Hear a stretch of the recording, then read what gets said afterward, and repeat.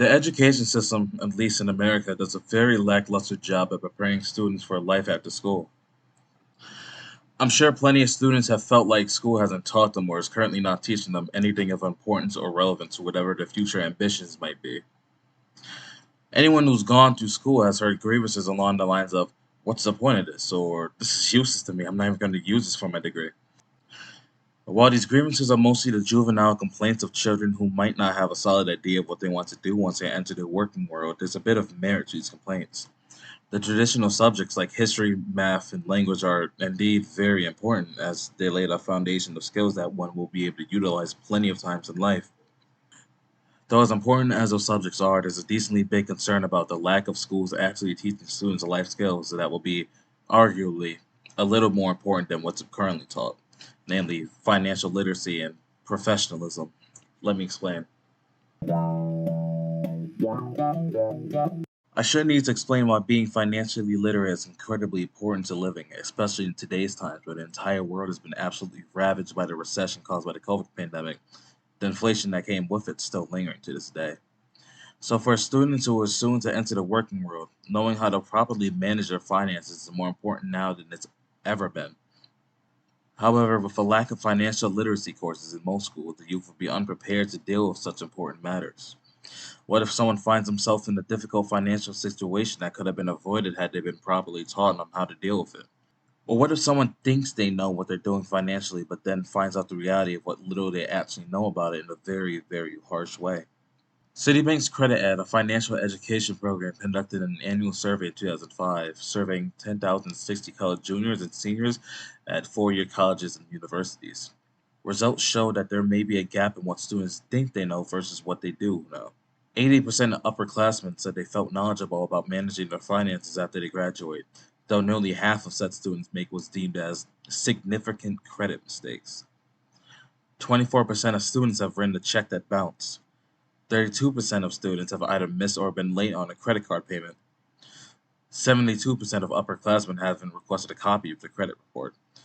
22% of students think that using a debit card will help them build a credit history, which is, even if it's a relatively low number, a decently concerning revelation of what the youth may know about finance.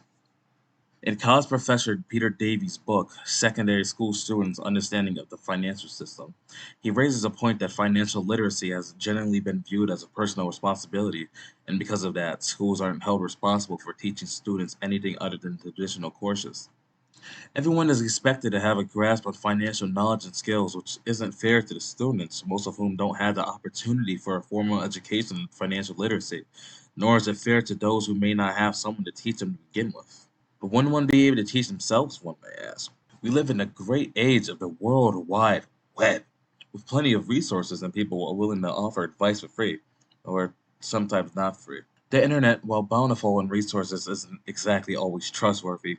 Plenty of people give less than ideal advice in investing in overall finance that could run the risk of leaving someone worse off than if they had known nothing about finance. Anybody can put horrible financial advice online and frame it as legitimate because people are assholes. As long as I can establish ethos and make people believe that I know what I'm talking about, I can spread truths to finance across easily accessible and digestible posts and videos on social media. I can spread my advice like a plague and turn someone's bank account into a wasteland. But that's just a hypothetical, because I totally would never do that, of course. Operating in a professional working environment isn't something that's touched on in most schools. Most students, especially high school students, are very immature. Some may not have a good sense of how to properly demonstrate a good sense of professionalism, something that few schools even cover besides building a resume, if you're lucky. I'd like to bring forth a study done by the Adecco Group, the largest professional staffing company in the world, who conducted a survey of 1,000 college students and recent graduates between 18 and 24 years of age. 74% of them said they felt their schools did poor jobs at preparing them for the professional world. Hell, all of my friends who didn't go to technical schools said their schools didn't do much for professional development either. Employers generally aren't going to want to deal with anyone inexperienced as that's just extra weight upon their back. One needs to know how to be professional to land and keep a job. Some employers have a decently high standard for students, most of whom aren't even taught how to function in a professional environment, which simply isn't fair for the students. The Association of American Colleges and Universities, an organization focused on improving equity and quality in both undergraduate and liberal education, conducted a survey of about 400 employers and 613 college students, where a huge gap of opinions were discovered between the groups, specifically around workplace skills. For example, when it came to the students' thoughts on if they'd be able to work with people who they had little in common with, 65% of students felt they were prepared to do so, but only 18% of employers agreed. Assuming this data wouldn't exceed its margin of error had the entire population of college students and employers been surveyed, if employers don't even agree that students would be able to work for them, why would they even want them to begin with?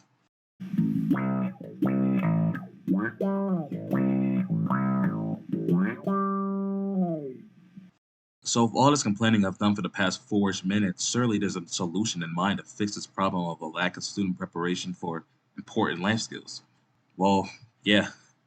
Dragging Peter Davies' text I mentioned earlier back into the picture, I'd like to shine a light on the three approaches to financial literacy that he brings up. Personal money management, sparking responsible financial behaviors by consumers, and promoting knowledge of budgeting and financial risk management and a willingness to deferred gratification.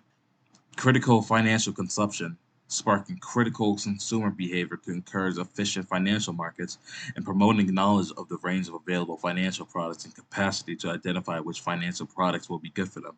Active citizenship, sparking citizens' capacity to help shape the financial context for society, and promoting understanding of implications for society of public money management. My personal take falls in line with Peter Davies' propositions for financial literacy education. What I would want out of a finance class is one that would cover the basis of important aspects such as money management, investing, how the economy works, and credit, to name a few.